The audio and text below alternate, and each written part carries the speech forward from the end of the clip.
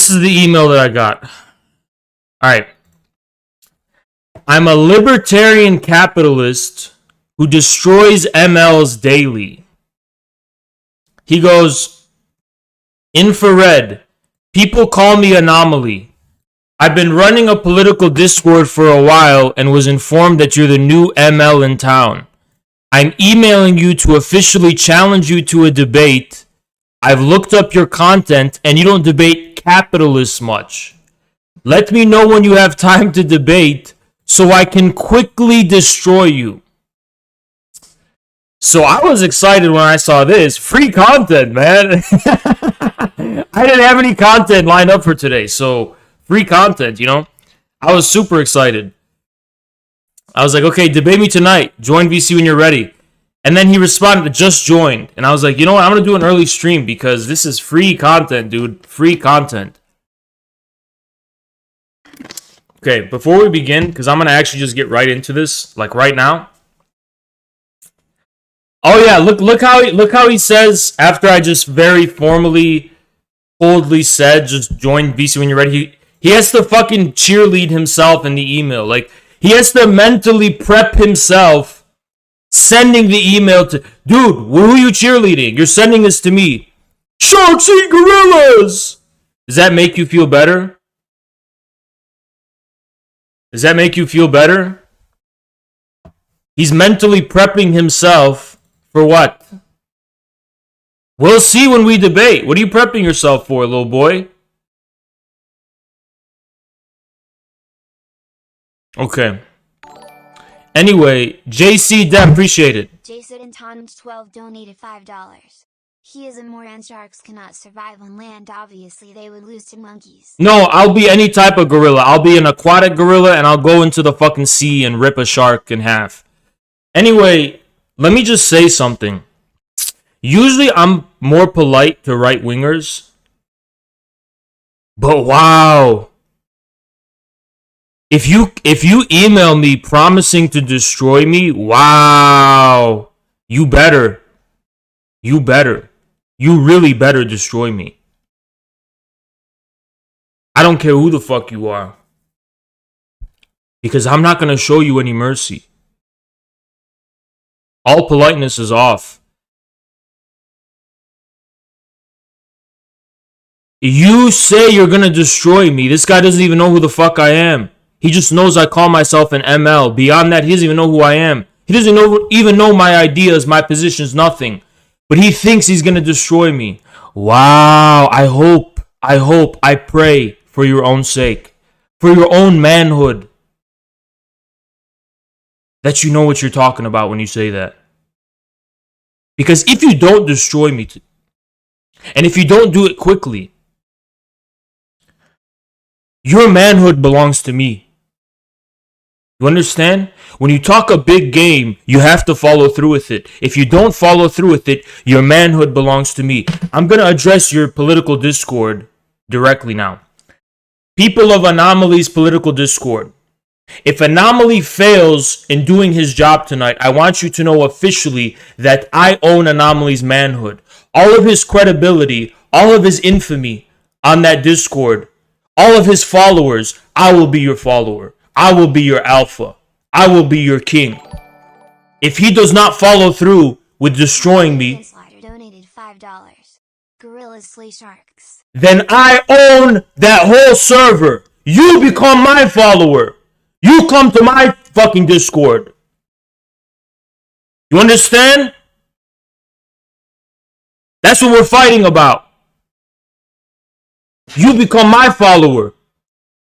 He forfeits his manhood. He will become my court eunuch. Alright, I'm going to bring him in now. Anomaly, I know your bitch ass must be watching this. Get in show queue right now. Get in show queue. I'm going to drag you up. We're going to do this right now. Anomaly, where the fuck are you? Show queue now.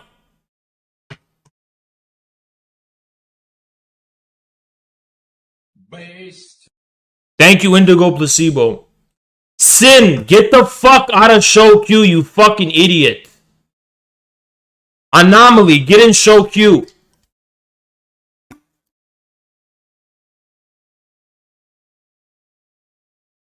Here he is. I'm dragging him up now. Unmute.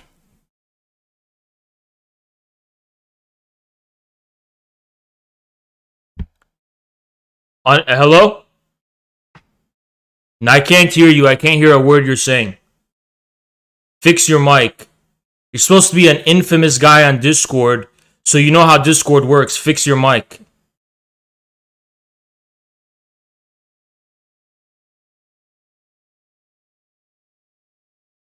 You're a Discord debate, Andy. Your mic doesn't even work?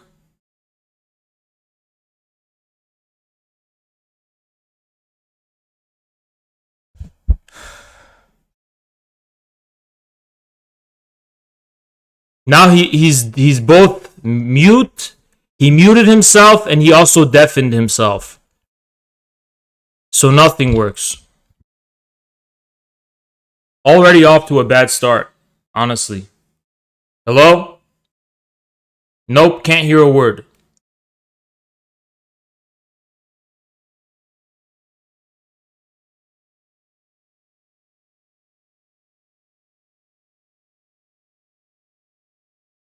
Hello? No, your mic does not work. There is literally nothing coming out of your mic.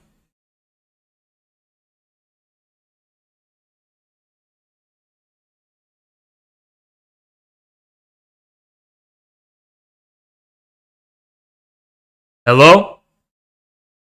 I thought you were a capitalist. Can't capitalists afford mics that work? Raise your mic volume. You're barely audible. Raise it up all the way.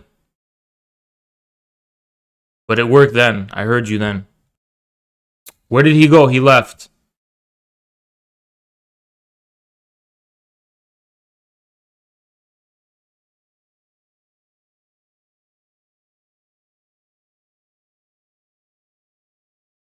Where did he go?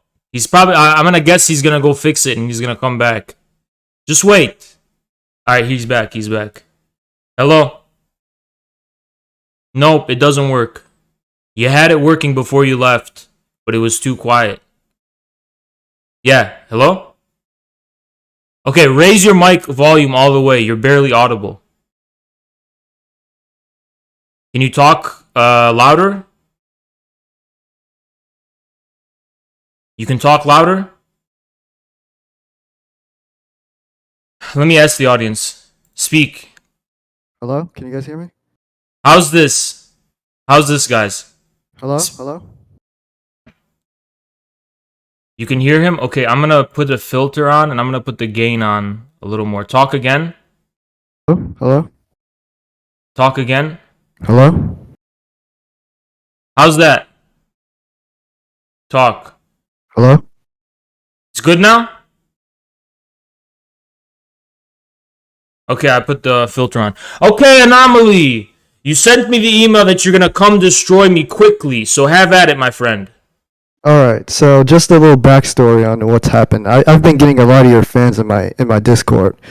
And, you know, they've just been wanting to debate me super hard. So I was like, you know what? Let me just get to the source and stop debating these little chumps. So here I am. Okay, have at it, my friend. Alright, so basically, when I debate these losers constantly, they just keep LARPing about. Are you going to keep bitching about other people, or are you going to debate me? I'm not here to talk to you about my fans. You're here to debate me, my positions, my ideas. I'm sure you've done your research, so have at it, my friend. Alright, so, I mean, I guess we could specifically talk about China. Sure. Since that's what you guys like to talk about so much. So, basically, just based on my framework, I don't really see China as China basically is not what you guys think it is. Is kind of my point. China is basically prospering right now because of how capitalist they are. And India is not capitalist? And what? What did you say? Is India capitalist? Yeah, I guess. So why isn't India prospering in the same way China is? Well, I mean, I'm not saying all capitalists are equal. I'm saying China... They're not all equal. Do you think China, in your view, since China's capitalist, is it more or less capitalist than America? I would say in a way it's more. That's interesting. Because do you know the proportion of the China's economy, which is governed by or held by state-owned enterprises, SOEs? Do you have those in America, SOEs? Do you have the same level of intervention into the economy in America that you do in China? Do the Chinese exercise the same amount of control over capitalists as the American government does over its own capitalists?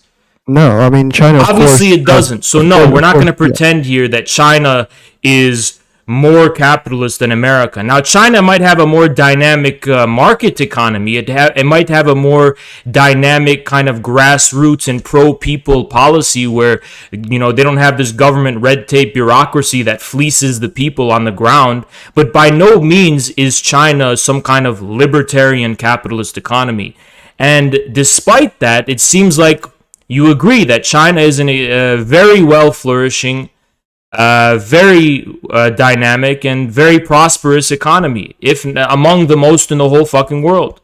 Yeah, I do agree, but I think China's doing so. They're allowing for the average person to actually trade, and that's what America doesn't allow. But I don't see.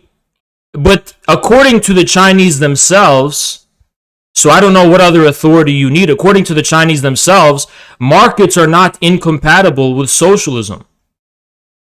Okay, well that's not what I hear from all these lefties I debate. But don't talk about the lefties. Talk about the source. And by the way, Anomaly, you do not sound like you have the same level of confidence and certainty that you did when you sent me that email. I'm hearing a lot of I thinks and what ifs. You sound like you're nervous a little bit. You sound very quiet and tame. Why didn't you approach me with the same level in your email that you're talking to me now? Where's all that bravado that you had when you were typing on your keyboard? Well, I mean, I guess we wouldn't be debating if I was passive, right? We're debating here right now. Well, if this is how you're going to get my attention, don't take what you can't dish out, because I'm going to give you exactly what you were looking for and asking for. Then I'm not going to be polite to you. I'm not going to show you any mercy, little boy. That's fine. That's fine. I didn't ask for it.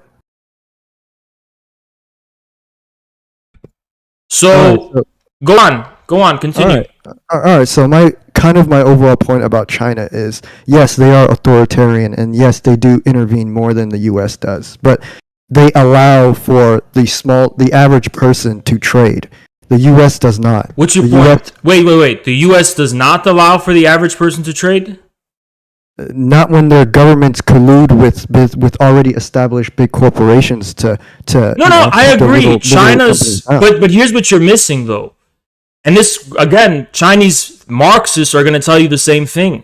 The reason why China doesn't have these this red tape bureaucracy colluding with this overwhelming power of monopoly capital is because the Chinese state, which calls itself a socialist state, elevates itself above the interests of any particular economic interest and is able to use its overwhelming state power to stop big monopolies forming, which do choke and hamper the small guy from being able to trade and participate in the economy. So as you can see, a very strong socialistic state and ruled by a communist party is perfectly compatible with the little guy being able to trade and flourish on a real market rather than the fake market and monopoly capitalism we have here in the United States. Yeah, but China could at whim come down on any company if they want it. Exactly. For whatever reason. It's because of that, but that's the exact reason why the little guy in China has a chance, unlike in America, as you pointed out. It's thanks to socialism that that's the case.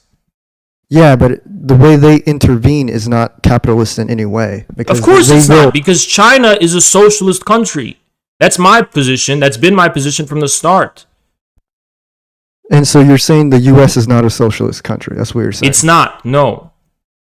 So all of these Biden handouts that's been happening over the last year, you're saying that's not socialist at all? No, socialism is not printing money and giving handouts to the population whimsically. Socialism is far more dynamic and complicated than that. I think that what's going on in America is more the economy of a collapsing empire. I wouldn't say that's socialism. China's a thriving socialist state. The Soviet Union, everyone agrees the Soviet Union. Biden's infrastructure. Stop interrupting me, little boy. Everyone agrees the Soviet Union was a socialist state, but the Soviet Union didn't just print out money and give handouts. So I don't see what's so socialistic about Biden's policies whatsoever. So you're saying Biden's infrastructure programs are not socialist in any way?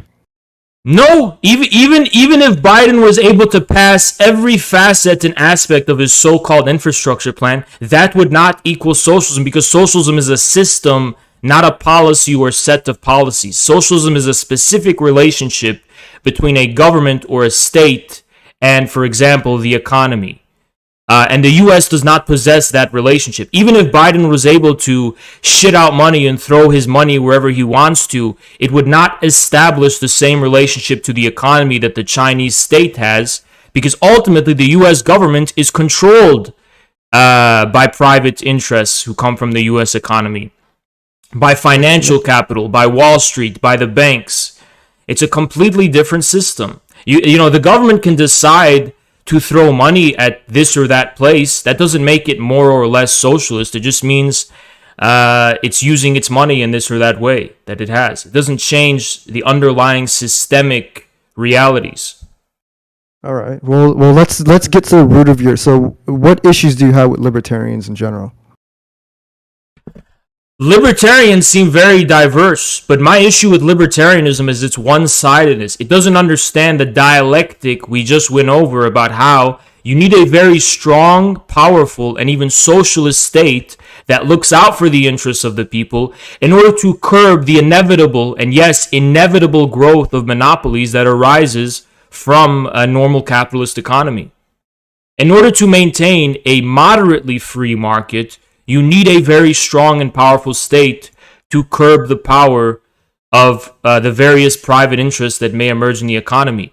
I think American libertarians should help us reforge the Communist Party, because the Communist Party will allow for what the libertarians really want, which is they want to get rid of the state bureaucratic red tape. They want to get rid of the monopolies that are hurting the small guy. And they want to get the government off the backs of the people on an everyday local level. These are perfectly compatible with what communists want. Communists don't want the government to intervene and lord over people at the local and small level. Actually, if you look at China's governance, China's a very localistic type of state. China allows people, the Chinese government is not on people's back at the local level.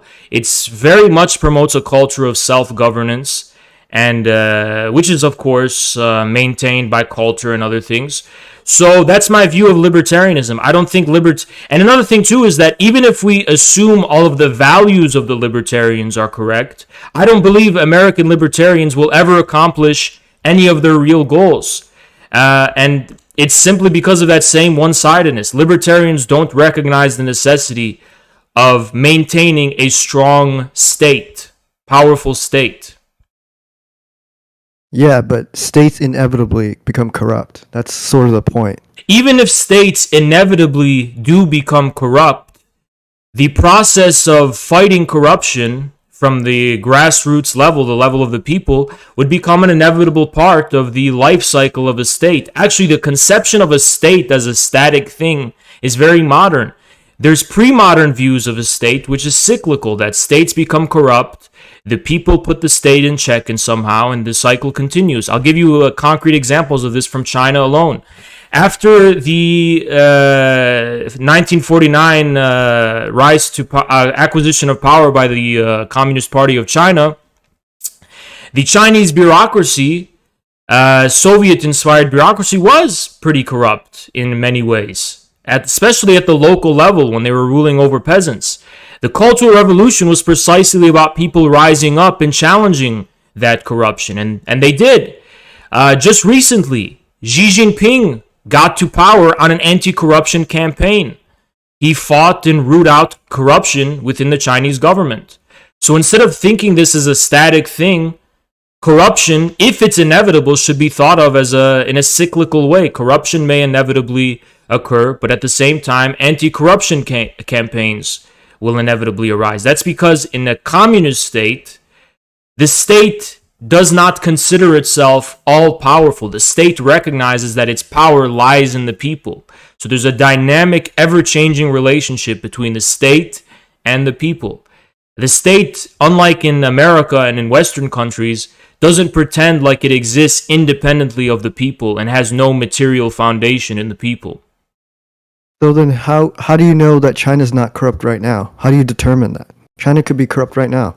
Well, You have how no would idea. you like to measure it? Because I think by any corruption index, you will find that China is far less corrupt than it was before Xi Jinping assumed power.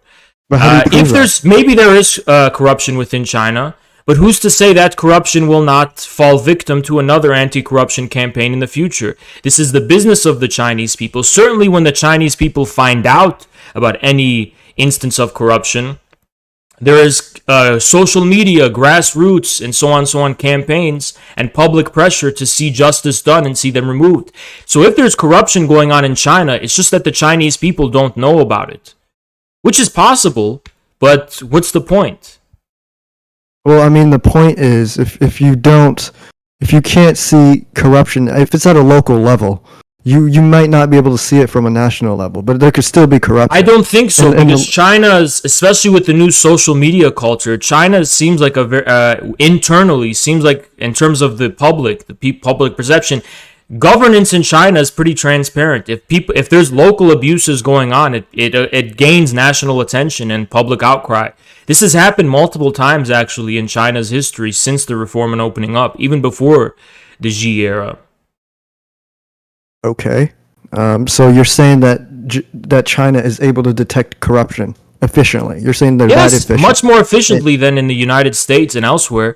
Here in the United States, we have all sorts of corrupt political, we have the Clinton machine, we have all sorts of corrupt entities and corruption going on here in the United States, which the public doesn't even know about. No one even cares about.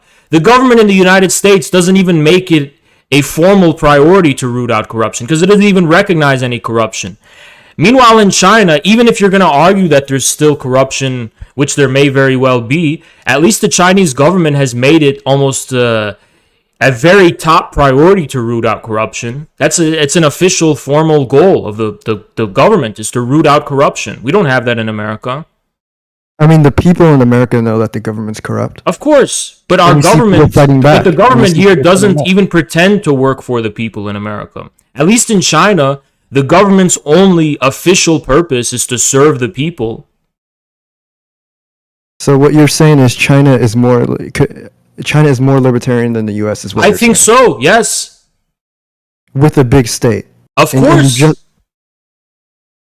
All right, and you're justifying that by saying that the Chinese government could come in and break up big companies. That's That's your an example of it. Yes, and it also has a very wealthy grassroots popular culture of participating in civil life, civic life, holding corrupt entities accountable.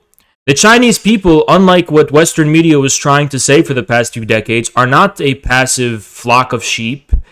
They know they have a voice, they have opinions about their own country, and China's not perfect. I'm not trying to say it's perfect, but I think American libertarians would be much more interested in learning from China than they would learning from Europe or learning from wherever else, example. Okay, and what if China decides to intervene in a small company, you know, for whatever reason, culturally, or let's Well, say here's it the was in thing. Xinjiang, The and people whatever. who are doing the intervention are government officials, and they're accountable to somebody. So they have to have a pretty good reason for doing anything they do. If they can't come up with a reason, there's going to be a problem. Now, if they're doing it for self-interested, private reasons as a government official, that would be an example of corruption. But we've already talked about corruption and its significance within China. So the Chinese government does not act arbitrarily. Its only official purpose is to serve the Chinese people. Yeah, but you do understand that the politicians are still humans. So they're, Yeah, of course. But when we let the markets decide, that's demands of many people. But So you you're- can't you're- let a market decide when it comes to governance and statehood. What do you mean by that? Meaning, what do you mean? What would be the alternative? If markets inevitably lead to monopolies, markets inevitably like lead to infrastructure, conditions. for example. Infrastructure. Sorry? You're letting, like, infrastructure. We can let private companies build roads and bridges and whatever else that China builds instead of Well, then having why don't they? Where in the world do you find an example of private companies being able to build infrastructure with the level of efficiency that China does? Well, they can't right now because the Western governments are so involved. But No, I'm saying if you let listen, man, everything the go, buck stops somewhere. The buck has to stop somewhere, and the fact of the matter is that private companies would be much less adept at building infrastructure because infrastructure doesn't work like a market. You don't, for example, when you drive on the highway, it's not a market decision. When you get your drinking water, it's not a market decision. Infrastructure is not a matter of going to a bazaar and making a consumer choice. but businesses need those things, so they would inevitably build it. Google would build a road if they need it to get from one place to another. They would do it. Okay, what's your point? But Google doesn't do that because Google relies on the infrastructure that already exists, Yeah, but that's which is because it's much more already in efficient place. from a business perspective. They don't have to waste expenses. And that's why China's infrastructure policies are much more friendly to businesses because businesses don't have to create a state on their own. They can let the state take care of that at no cost to themselves besides taxes and stuff. And they won't have to build their own infrastructure. Yeah, but that doesn't necessarily mean. So you're saying that Google could not build a road that's as good as what we have now. That's what you're saying. They Maybe they could. And listen, do that. anyone with money can maybe do anything. Maybe they could. Maybe they couldn't. But let me tell you, there's multiple layers to this. So let's take roads alone, for example, right? For Google to build its own infrastructure, Google needs educated people. It needs people who know how to build roads and so on. It needs that kind of things, right? It needs ownership of land, the land necessary to build the roads on. Somewhere along the lines, the buck stops somewhere where it requires some kind of state infrastructure, state institutions, which build the infrastructure for this to be possible. Because Google cannot build a state of its own, which A, provides complete education over how infrastructure works, technical engineers, provides all the raw materials necessary, secures the flow of raw materials, the supply chains that allow those to be somewhere along the line. The buck stops at geopolitics, statehood, things like that. And this is the significance of infrastructure in general. Maybe Google could build. Now, I'll tell you what's going on in America. The reason why we all suspect that Google would do a better job at building infrastructure than governments would in America is because our state in America is very outdated in general. Our laws are outdated, our government is outdated, and our infrastructure is definitely outdated. So if Google undertook the project of building its own infrastructure, it probably would maybe be better than the current infrastructure that exists now. But that would come at a tremendous cost to Google. I don't think Google would want to undertake that cost. I think Google wants the government to take care of that kind of thing so that Google can focus on the things that Google. They build campuses all across the world, and they foot that bill. But their campuses are for working at Google. Yeah, but I'm saying they can build it without taking 10 years like it does in the U.S. or 20 years or 30 years. Sure, the U.S. The government in the U.S. is very outdated, but the government in China is not outdated like it is in the U.S. The infrastructure builders in China, their method and their ways is not outdated like it is in the U.S. China is an example of a state. China's state-owned enterprises and China's infrastructure building is an example of a state sector of the economy that in the world that is not actually outdated with regard to the private sector.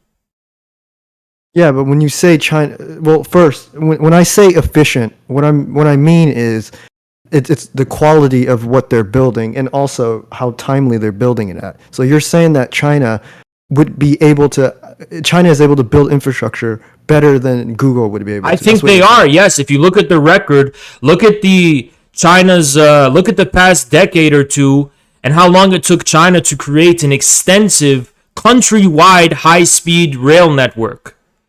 That is no easy task, my friend. That's not something countries do with ease. China is known and renowned throughout the world for the efficiency and speed with which it is able to build infrastructure. I just don't find that moral that the government is doing this. Why is it immoral? Individuals should be able to determine. You think that if a private company is building infrastructure, that this is an individual's doing? It's not an individual's doing. There's never an example of an individual. The company started from an individual point of view. It started from a couple of people, right? It started from a founder. The Communist Party was started from a few people. What's the point? Yeah, but the Communist Party were elected. They didn't produce anything. They're not producers. Google only got to where they are because they provided. I don't see what's so individual about Google whatsoever. Google is a company that's not controlled by any one individual, never was. And by the way, no individual made Google possible. A series of investors made Google possible. Not to discount the countless engineers and all those people who made it possible. It wasn't any one individual who made Google possible. It's individual in the sense that it's by individual people that came up with governments are by individual people as well. Yeah, but the way of markets and the way free markets work. Do you seriously believe that Google emerged out of a free market? Google was made possible by the infrastructure and network created between the United States, the military, and the research institutions during the Cold War. This is the infrastructure that made Google possible in the first place. Furthermore, do you really want to lead us to believe that Google arose out of some kind of consumer bazaar free market? No, Google arose out of a combination of government monopoly, shareholders and investors, and speculators who have nothing to do with any market that's accessible by an ordinary people. So no, what you're saying is patently false. These big companies, these big tech companies are the worst example you're using of private enterprise and free markets, because the goddamn truth of the matter is that we as consumers don't really choose what these companies are even able to do. We don't even have a choice. Do you think the masses are happy with the big tech censorship that's going on? Not necessarily. They're not, but we don't have an alternative. We have no alternative. There's no free market to choose an alternative to that. You don't have to use Google. You don't, but you're going to be isolated from the world. And I know about all of the alternative websites right-wingers like to use. They like to use, Gab, and what else? But those are failures. They're all failures. But they're still alternatives. And there's But they're not alternatives that will ever able to rival these monopolies, these big tech monopolies. But that's the market, right? People get to decide. This is where you got it wrong, because it's precisely not because of the market, because these big tech companies have a monopoly, and this monopoly goes very deep. It's not just that people prefer to use them. They have partnerships with other companies. They have special relationships with the government. They have special relationships with the local governments of countries, whole states, like in California. So no, Google and these Facebook and all these big tech companies have not gained the prominence they have because of the free market. They've done so because of their monopolies. I do agree that the U.S. has definitely been a huge investor in some of these companies, but that's just because that's what we live in right now in America. But what I'm saying is, even if it was a completely free market, Google and Amazon and these companies would still be large. And they would still but they're monopolies. The majority. They're monopolies which hurt free markets. Yeah, but again, if the customers are deciding which product is better, if Google always has a better search engine, I'm fine with people choosing Google over another platform. So why do you have a problem if the overwhelming majority of Chinese people choose socialism with Chinese characteristics? I'm not anti-China in the sense that most libertarian right-wingers are. I don't really care what China does. They can do whatever they want with their own country. But I'm saying here in America, because we do already have a more of a free market system already, I'm saying we just need to abolish a lot of these government programs. But we don't have a free market economy in America. You just told me we didn't. More than China. We don't allow the small traders to have a chance here. That was your words, not my words. No, what I'm saying is, but I'm saying if we abolish a lot of these laws and policies that we have in place, it would go back to like the the late 1800s type of America. The late 1800s is what gave rise to the America we know of now. The late 1800s was the era in which monopolies arose, and monopolies were only able to be challenged by the power of government. So I agree, there's a lot of red tape and bureaucracy in America that doesn't need to be there. I 100% agree with that. But one-sidedly saying you're just going to get rid of those and let things be, to me, you're just going to end up with a catastrophic situation in which you're going to have the unfettered rule of monopolies, and it's going to stifle the ability for ordinary people to have a chance. But can you agree that that could have been technological too? You don't know that if that would be the case now. The individual What would be the person case? has a lot more. The individual person has a lot more at their disposal that they didn't have in those times. They didn't What have do you cell mean? phones. Whether it's cell phones, whether it's the ability for them to be independent contractors like you probably are as a streamer, you weren't able to do this before. So even if we had zero laws or all of these crazy policies that we have in place, you would still be able to make money on Twitch. Nothing's stopping you. No, I It's just wouldn't. more free. I really wouldn't, because Twitch, you're trying to isolate something from the greater whole.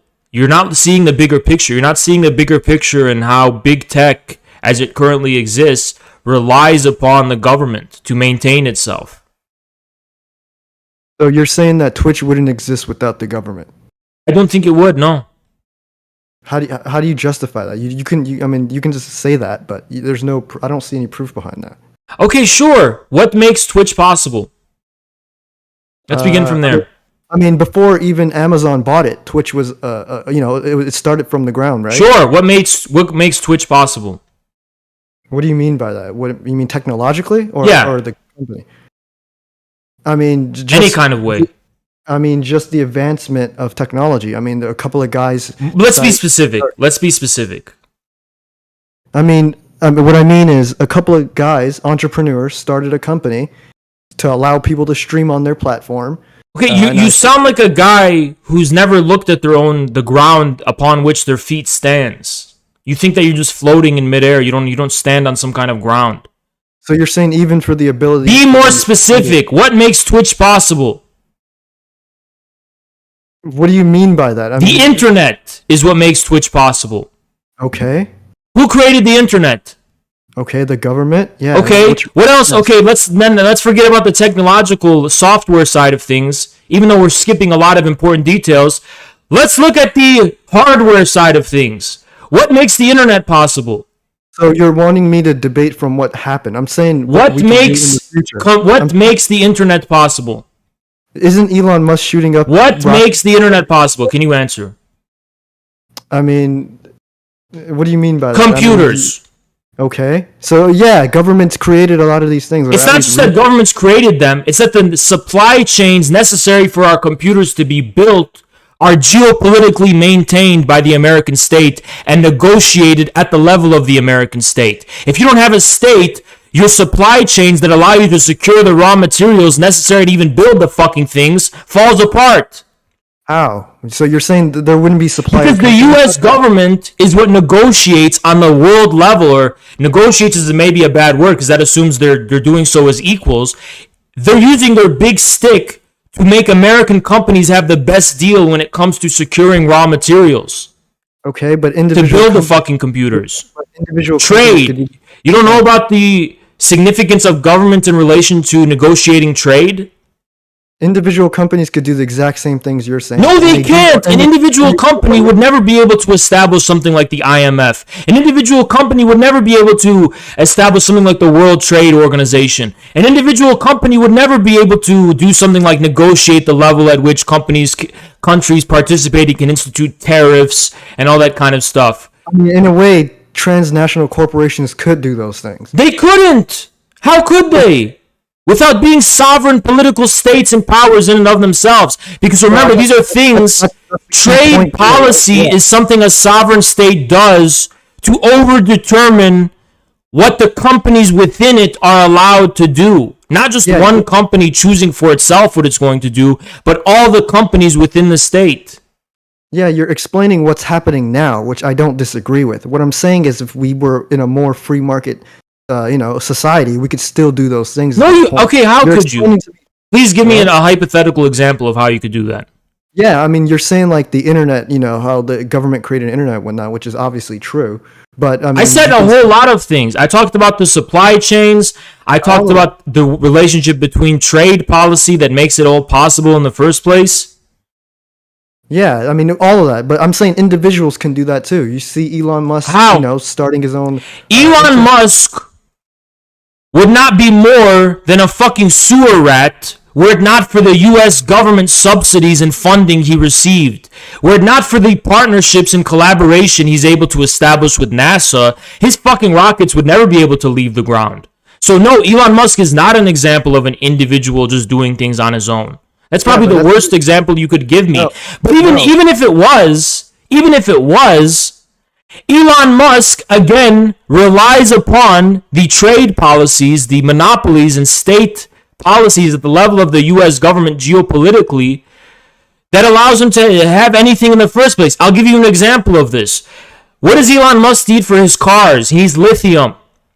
Where do you find lithium? Well, you find it in other countries. One of those countries is Bolivia.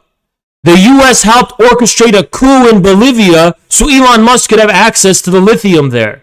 How is Elon Musk going to do that all by himself? He needs a state to do it. So you're saying individual companies can't negotiate with states? Is that what you're saying? No, not with the efficacy that which states are going to. And by the way, you're going to create a chaotic scenario. If states are only going to be able to negotiate with individual companies, somewhere along the line there's going to be a conflict of interest because there's millions and millions of companies and there's only one state they're negotiating with. It doesn't make any sense for this would never be able to replace trade policies and bilateral agreements between states when it comes to trade. I mean, depending on the size of the corporation, it could basically sort of have the power of the state. No, it couldn't. I mean, it could. It would not be a state then. In no meaningful sense would it be a state. If there is only one company out there that is shooting satellites up into space, they're gonna, whether it's if it's a company, they're gonna negotiate with Bolivia, for example, and it's gonna be just that one company doing so. I mean, companies. What does this company exist in the aether? Which country is this company based in?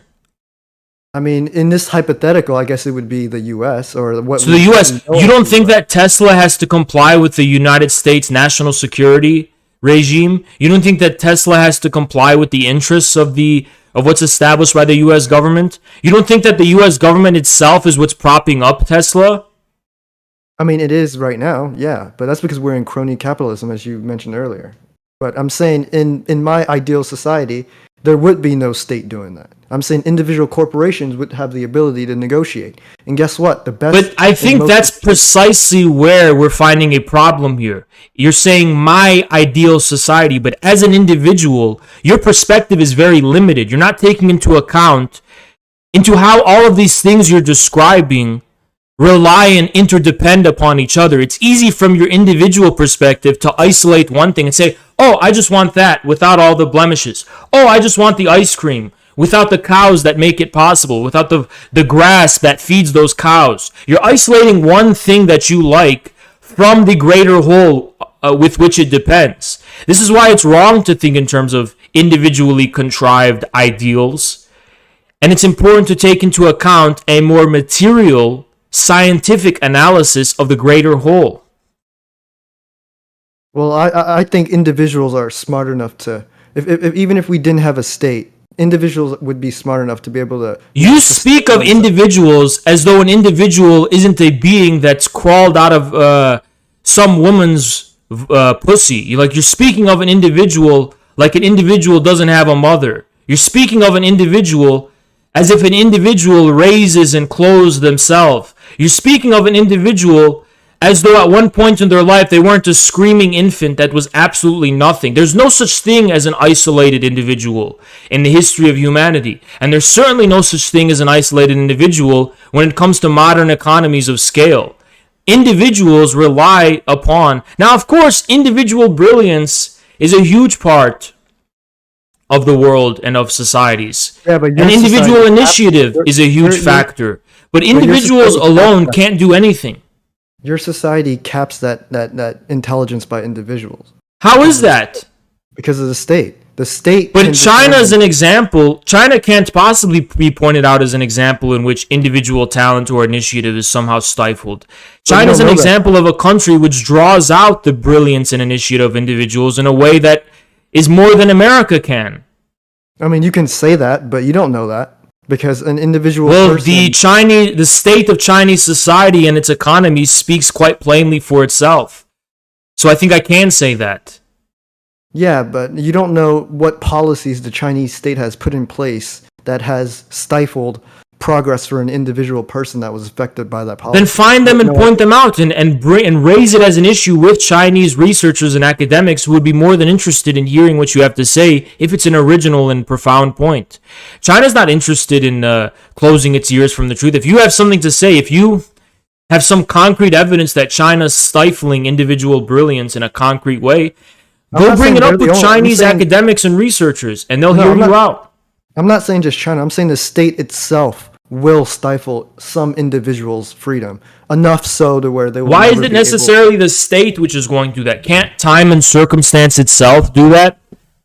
Yeah, but that's something we don't have control over. I don't see how the state necessarily stifles individual talent. I can see how it can do that, but only insofar as the state colludes with the prevailing economic powers that be. If the state works in the interests of the people at the expense of those prevailing economic powers, then as a matter of fact, the state is probably the only instrument with which individuals can be freed from the shackles of the everyday institutional and established economic powers and burdens which do stifle their ability to draw out their potential. So I think the state is actually a weapon with which individuals can express their inherent and latent potentials. Okay, so when a state goes to war with another state and bombs and kills millions of people, those millions of people that they killed, you're telling me that they didn't objectively, stifle some individual. On whose behalf does America go to war and kill millions of people?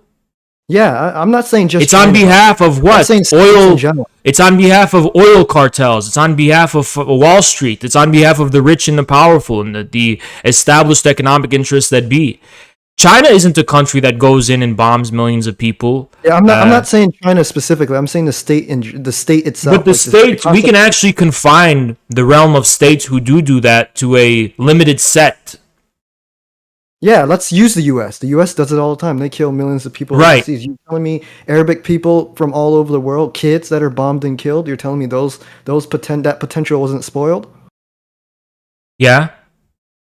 Yeah, but I'm saying the state is the one that has the power. Yeah, like I said, the state in collusion with established economic powers and interests. That's what I said already. Okay. So you do agree to an extent that the state will stifle progress to some degree.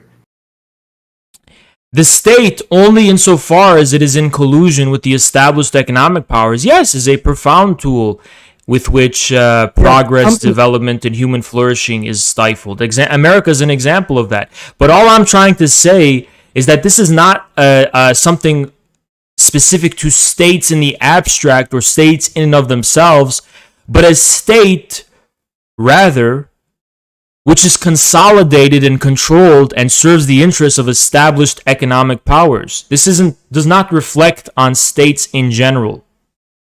Okay, so you're saying that states like China is sort of set up to where that couldn't be allowed, is what you're saying. So if they were to ever go to war with another state, for example, this hasn't happened now, but if they were to ever go to war with another state, you're telling me that I'm saying that itself is stifling progress. Well, okay, then you're speaking about wars in general, but you don't imagine that in the absence.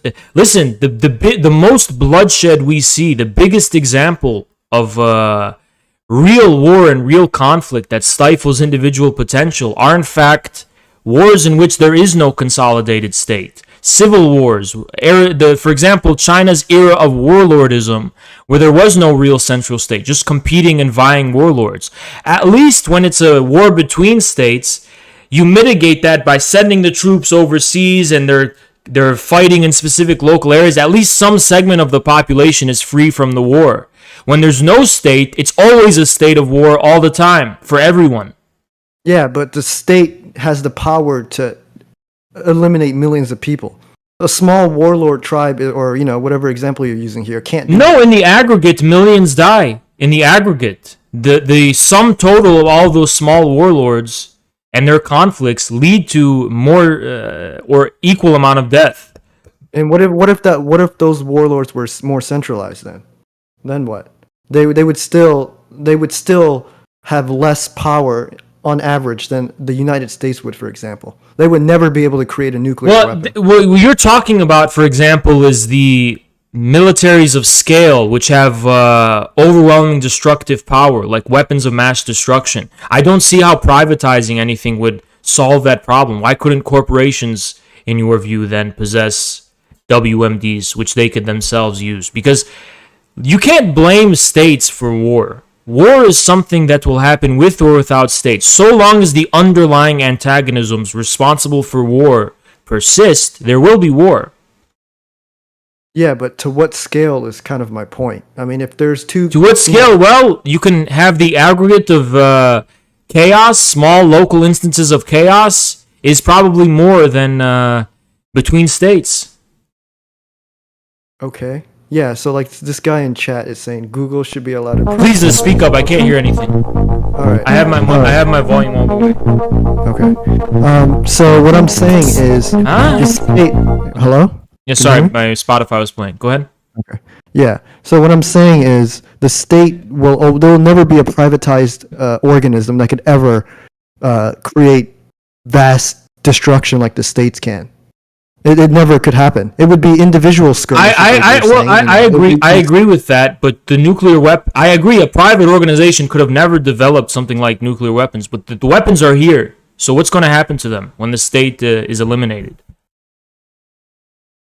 Well, I mean, I don't know. I can't predict the future, but I mean, someone's going to have hands on that. I'm guessing. But I don't know how that would... The underlying antagonisms that endangered the necessity of nuclear weapons have persisted.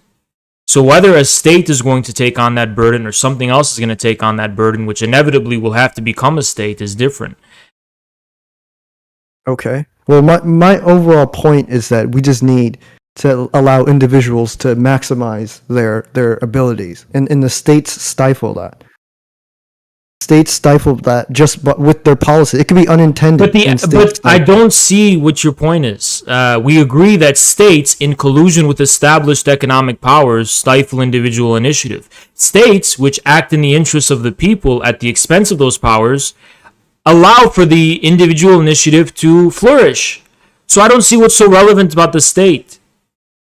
It's not just the state that stifles the individual initiative. The key part is the established economic order in general and established economic interests and powers which do that. Yeah, but it's not just economics that make the state so powerful. If it was, you know what I mean? It's not just economic. It's also other, Well, the issue is it's not about how powerful the state is. It's to what extent does the state act to supplement economic powers, parasitic economic powers that need the state to subsist. That's the point. The reason why the American state is so powerful in stifling individual or small businesses, for example, is because because these big corporations would not survive on their own in a so-called free market. So they rely upon the big stick, the American state, to maintain their monopolies. I don't agree with that. I mean, you can if the United States dissolved right now, Google would still be here in some form. I promise you, I am willing to promise you something. If the United States dissolved, absolutely no big tech company would survive.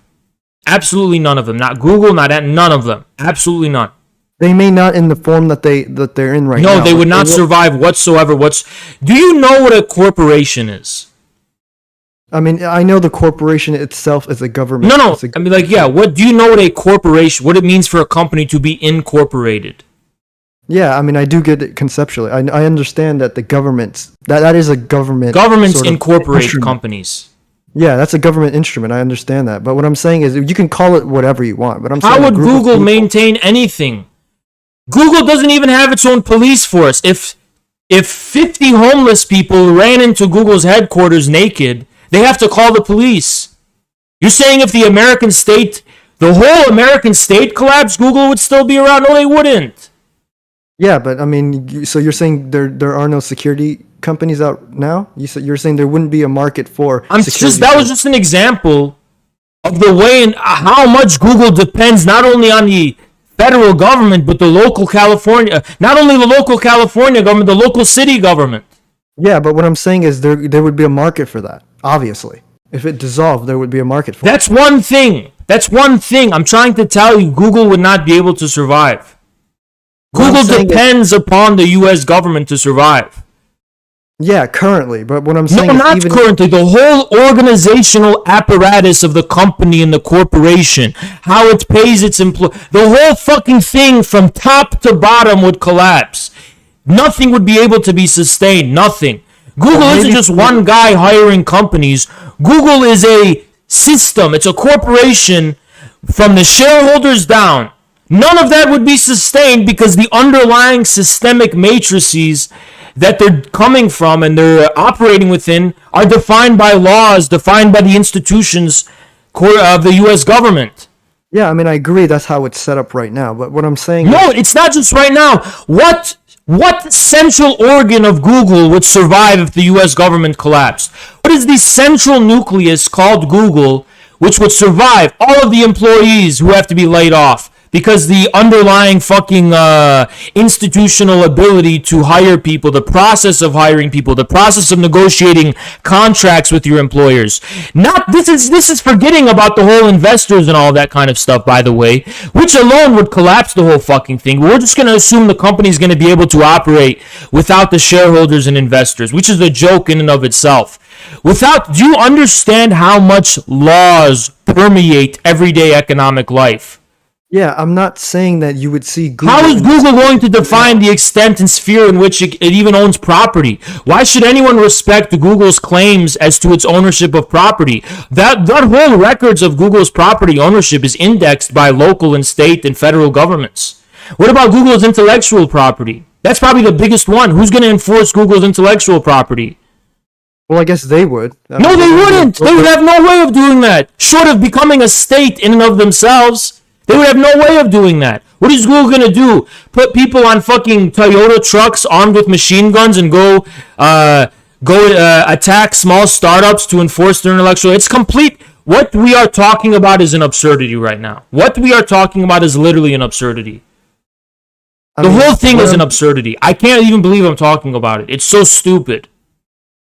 I mean, yeah, of course, because this is a hypothetical. It's a stupid hypothetical. The idea that Google would survive if the U.S. government collapsed is the most stupid fucking thing I've ever heard.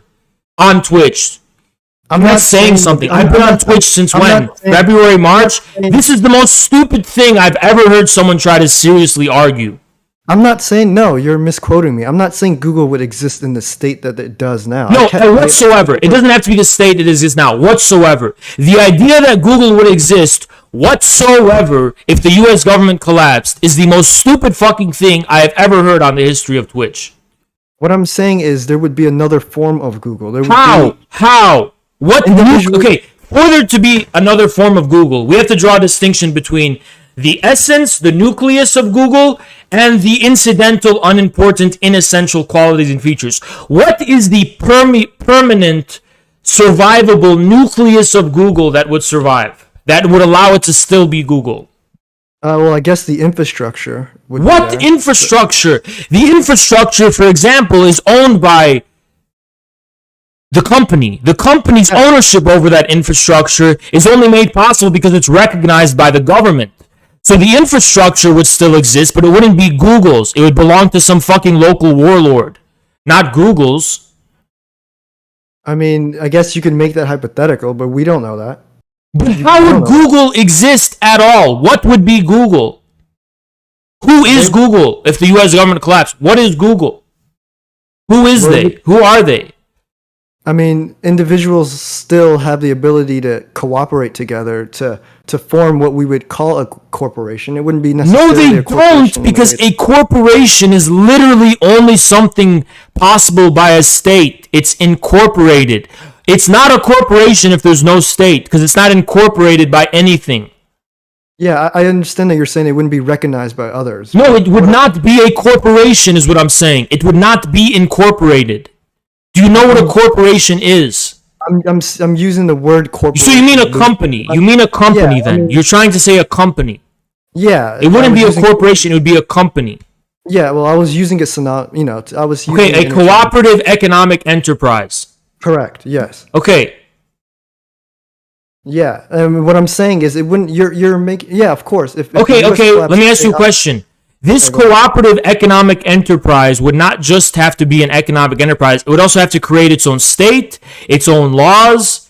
It would have to have some kind of way to violently defend its property claims. And it would have to trade in some kind of universally recognized currency, which right now in the world does not exist. Now, I know you might say Bitcoin or something. Yeah, I mean, there's cryptocurrency that cryptocurrency, right? But who's going to create the infrastructure that allows the blockchain to even exist in the first place? That cannot be privately done.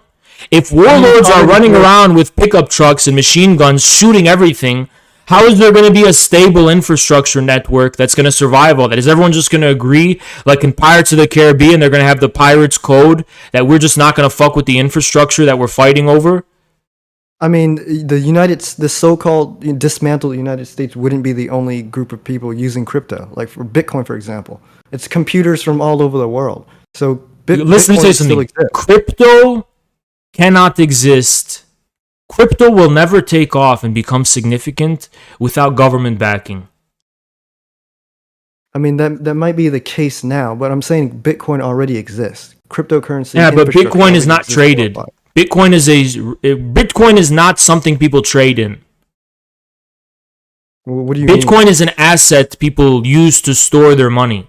But they can trade if they chose to. That's just. But it's completely inefficient to do it. It couldn't even replace gold in the past. Gold coins. And by the way, all coinage in history that's what governments did. Governments had a monopoly on coinage. It's one of the elementary things that defines a government, was monopoly of coinage. It's never been done privately. Okay. I mean, but that's with prior technology.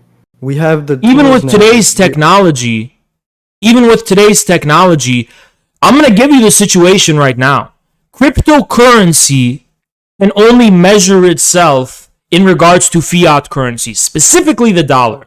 So crypto has not yet actually replaced fiat or state-backed currencies. And you're not going to see a situation in which fiat simply collapses and there's just crypto. Because all money, regardless, it has nothing to do with technology, money is inherently tied to politics. Money is inherently tied to polities. That's why every state had a monopoly on coinage in the past. It's not just because of technology. Non-state entities could have possessed the same technology too. It's just that when you're trading, sovereign ownership of coinage is about taxation. That's why money came into being in the first place. It wasn't just because people were trading for no reason. So you're against cryptocurrency. That's what you're saying. No, I'm not. I'm not against it. I'm just saying cryptocurrency is going to be the future, but it's not going to be the future in the form of we're just going to have Bitcoin and nothing else.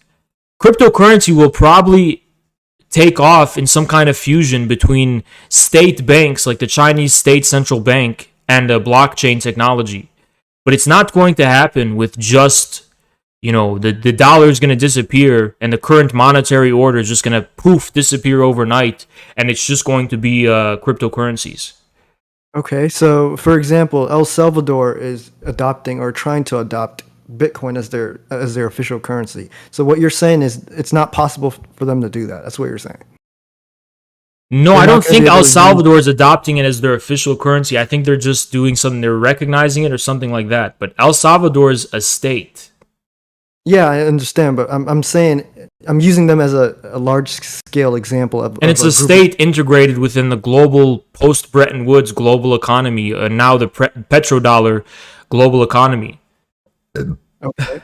Well, I mean, we're in this, free market. Yeah, as society. someone in my chat points out, El Salvador's currency is also backed by the dollar.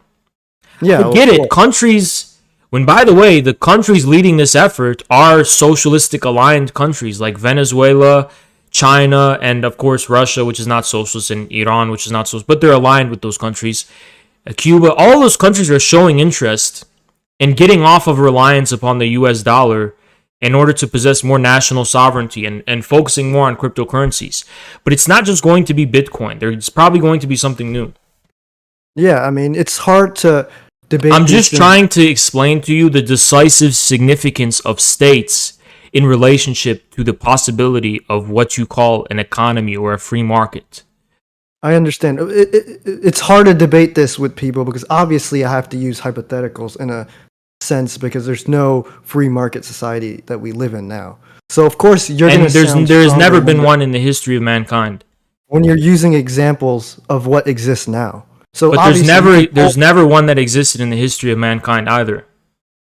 Yeah, I know because there's people that always want power and it turns into a state. But at what point do you just stop complaining about that and you just accept that a state is an objective reality which cannot be childishly wished away but must be soberly accepted and dealt with and actually confronted as a reality? At what point do you draw the line and say, maybe it is futile to try and completely eliminate the state or abolish the state. Maybe I should recognize that the state, at least the one we have now, is an objective one and must be respected on those terms. The state is objective and therefore undergoes its own development in an objective way. You can pretend the state doesn't exist, just like you can close your ears and close your mouth and pretend nothing exists. But ultimately, states exist, and they even survive the destruction of governments. Stalin has a great quote. He says, "The Hitlers of history come and go, but the German people and the German state survive." And Stalin said this because even despite the Nazi takeover of Germany, the German state, its continuity of laws, its continuity of governingship, its continuity of history somehow survives objectively. Even when the Nazis collapse, the continuity of the German state is continued. So there's something objective about states. Yeah, I'm not saying States are not necessarily- reducible to the current government you have. The current government or the current state machinery that's in place is not the same as the state as a real and objective historical continuity. Yeah, I'm not necessarily saying to abolish it outright. I'm saying diminish it to a point where it's not the state that we recognize that it is now. I agree with that, but I think only a communist party can do that. But China can't be your example then because China's a very large. But that's the dialectic. China's a very large state, which also diminishes the state bureaucratic red tape. It's a dialectic. It's not one or the other. It's not black or white. You can't have a large state and also say that that large state provides individual freedoms. It's You just like- it's a precisely contradiction- can. I am precisely saying that. Contradiction, though. It's not a contradiction whatsoever. It's a perfectly reconciled reality within China. Well, I'm not saying China is a perfect society, but it's reconciled within China. China has a very big and powerful state, and it also has a minimalistic state, very pro-people state, when it comes to grassroots, local, and the little guy being able to participate in the economy. There's multiple examples of it. China is a very pro-people economy when it comes to taxation at the local level of small traders trading their farm produce. There's so many policies implemented, or I should say policies removed, that just allow people to get on and live their life without all this intervention and haranguing and harassment by these big states. Taxes are low in China for people. It's like, but you need a very strong and powerful state to make all of that possible. Yeah, but taxes still exist. And of course they do. They have to exist. Yeah, but taxes in and of itself, saying that taxes are lower in China than the U.S., for example, doesn't mean anything. That doesn't necessarily listen, let me tell you something. A state without taxes is no state at all. Well, yeah, obviously the governments are going to force. But you told me that your goal is to minimize the state, not to abolish it. Well, if a state is existing, there's going to be taxes. Yeah, but the taxes aren't small in comparison to like the average person's income. It's still 20%. No, taxes in China are very small for regular ordinary people. They're very small. So you're saying it doesn't impact them whatsoever economically, the individual? I don't really think it does in China. No. So what are the taxes? How low are they? I think it depends on the region and the locale, but the Chinese taxes are not a burden for ordinary people. There are other burdens, but taxes are not one of them. Okay, so overall, what you're saying is you don't disagree with libertarians in the sense that the U.S. state is sort of not in a great state. You don't disagree there. It's not a what? You don't disagree that the United States is not in a great place. You don't disagree there. No, I don't disagree. You're saying that libertarians they're more utopian in the sense that there's no way to be. That's my point. My point is not that libertarians have ill intentions. It's that they're too utopian about their intentions. They're utopian in the same way you have utopian communists who think that you can just eliminate markets or commodities overnight, and you can just have private anything overnight, and who think that the state can be abolished overnight. So I consider it the same type of utopianism. Yeah, well, I don't necessarily think the state can be abolished overnight. I don't even think you can abolish the state as it currently is now. There's no individual libertarian that's strong enough to be able to dismantle the United States, for example. But you can cut down on policies and large government red tape that we have now. So okay, I don't disagree, but what I disagree about is how that would be done. I mean, I guess in the current system, you would have to have politicians that agree to cutting down. Like Ron Paul, for example. He was really against, a lot of. But what happened to him? What? What happened to Ron Paul? Well, I mean, obviously the deep state's gonna, just do the same thing they did to Bernie. But yeah, that's exactly it. Yeah, but I'm saying we could hypothetically have more. And let me tell you another critique I have of Ron Paul. It wasn't just the deep state. Ron Paul was never able to muster the ability to build a genuine people's movement and alternative, because Ron Paul was basically just a kind of conservative in the sense that he just was against encroachments that the government was making, but he never proposed an alternative government vision of his own. Well, I think in some of his, writings and whatnot, he has mentioned more of his ideal.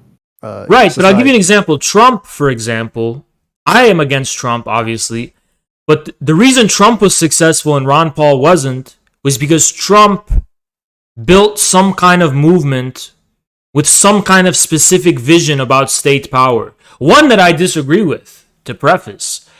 But that's why Ron Paul was unsuccessful compared to Trump. Okay. I mean, but Trump is just an establishment guy. Of course, I agree. But the point I'm trying to say is that I don't think that you're going to be able to break the current reigning monopoly capital in collusion with the state. I don't think you're going to be able to cut down on the state bureaucracy and red tape that exists both on the federal and state level and all of this ugly corruption. I don't think you're going to be able to get rid of this without a strong and powerful people's movement. And my idea for this movement is a revived communist party. I mean, from what you're saying, it doesn't sound too bad. If you're telling me that the state can is not going to be corrupt and they're going to be able to facilitate individuals to be able to trade. If that's what you're definitely. saying, A people's state, a state that serves the people and allows the people to flourish instead of keeping them down. I mean, it sounds idealistic in a sense because I don't think that's what actually happens in reality. It's probably sort of like China, for example. That's what they pitch, but I'm not sure that's how it actually works. Well, it's not in a one-sided way because, like I said, there does exist corruption in China, but there also exists anti-corruption campaigns. I am not of the view that you're going to create a utopia and then everything's going to be fine. It's an active process which never ends. So you're saying a sort of a small revolution every single time there's a batch of corruption. That's sure, not just every time there's a batch of corruption, but whenever there's a consolidation of some kind of establishment in general, yes, you do have a social or cultural revolution. But this revolution doesn't always have to lead to the overthrow or collapse of the state. It can be a more subtle type of revolution, like the revolution of the Xi era recently. And this is a revolution that's happening in China now. It's just not one that's resulted in violence or the complete overthrow of the Chinese state. All right. Well, I mean, from what it in sounds Maoism, there's an idea of a antagonistic and non-antagonistic contradiction. In a non-antagonistic contradiction, you still have a great struggle and you still have a conflict, but it doesn't realize itself in overt and explicit forms of violence and conflict and all this, and direct armed conflict and even street conflict and this kind of stuff. It's a more subtle type of struggle and conflict. All right. Well, I mean, it sounds great. Again, it sounds great, but what you're explaining to me now could be just as idealistic as a libertarian society. I think it's less, but the reason I think it's less idealistic is because despite that China is not a perfect society, China exists, and it's an example we can look to as a society that has more or less succeeded in this. Well, I would need proof for that, but you can. I recommend you learn more about China then. If you want to see an example of a successful version of a society that I'm talking about. And by the way, this isn't my ideal. I'm saying all this because I learned from China and how it works. I don't see entrepreneurs from all over the world moving to China. Because they're not Chinese. China exists for the Chinese people. Okay, so you're saying that, so the Chinese state can stifle individuals from moving across borders. You're saying I'm just saying China doesn't have an obligation to make the country more amicable to foreigners rather than its own people. I'm not saying it has to, but I'm saying that they are stifling a potential, I guess, interaction or transaction. I don't think so. That would otherwise, I guess, I don't think so because China's cities, for example, are very diverse and full of people from foreign countries. But here's the thing. Most countries in this world are not like America, where it's like a melting pot and everyone all across the world comes and moves there. Moving to another country is hard. You have to learn their culture, you have to learn their language, you have to learn all this kind of customs and stuff. America doesn't really have its own particular culture. So that's why it's easy for people to move across the world to America, because in America, it's kind of a culturally neutral place. But it's much harder to move to China. It's much harder to move to the Middle East. It's much harder to move to India. It's much harder to move to, even Russia. It's hard to move to Eastern Europe. It's hard to move to Europe too, in general. And we see the immense conflict that immigration has created in Western Europe. So not everywhere is going to be like America, where people are, all across the world are moving there. Yeah, of course, but I'm saying because they're stifling individuals like no, that's not. It's not, and it's not because the government is stifling individuals. It's just because it's a different place with a different people, a different culture, a different language, different values, a different way of life. Yeah, of course, I understand their justification for it. What I'm saying though is no, it's not a justification. It's an objective fact. Even if there's no government in Somalia, is it okay to move there?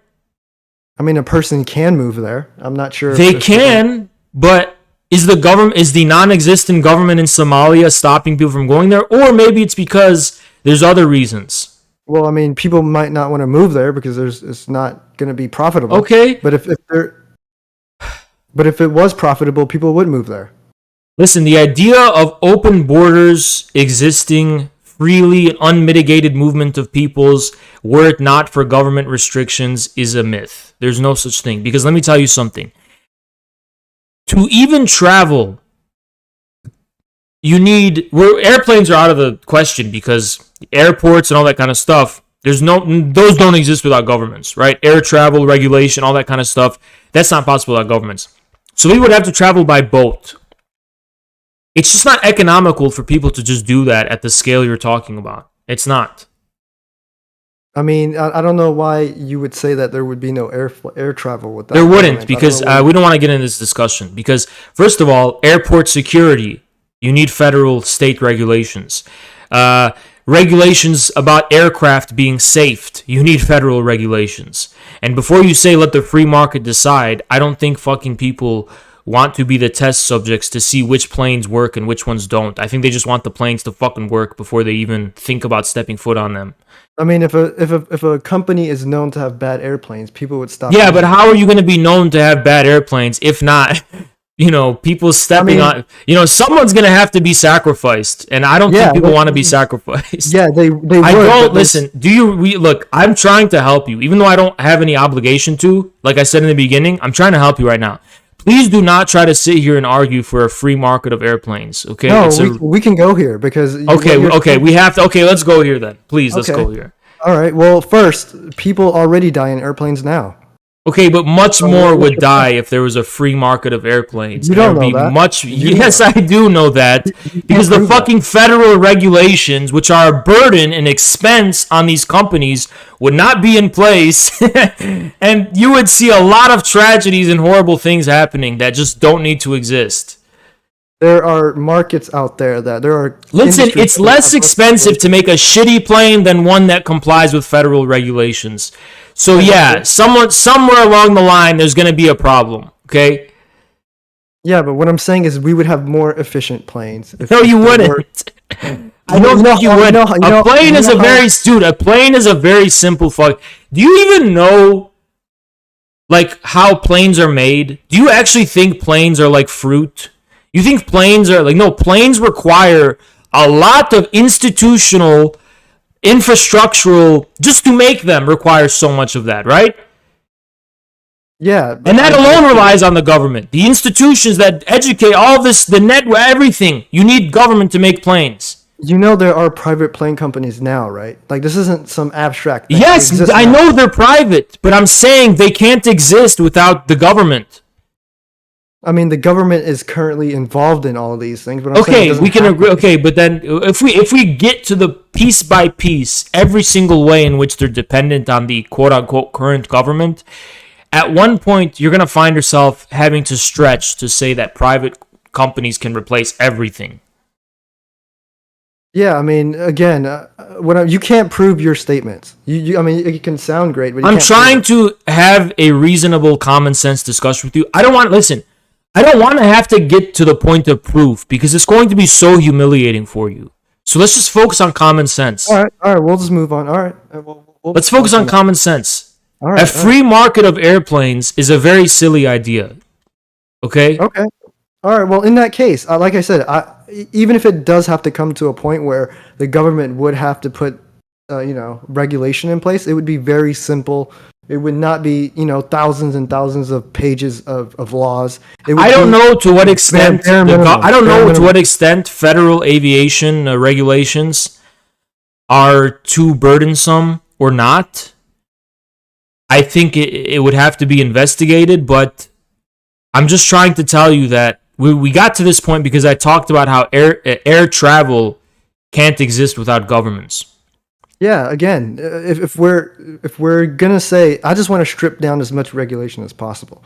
So if you're telling me that air travel has to have government, then let's have some regulation in place. Okay, but then my point was, government is not stifling people from moving to China, because if there was no government within China, there wouldn't even be any airplanes to be able to travel there.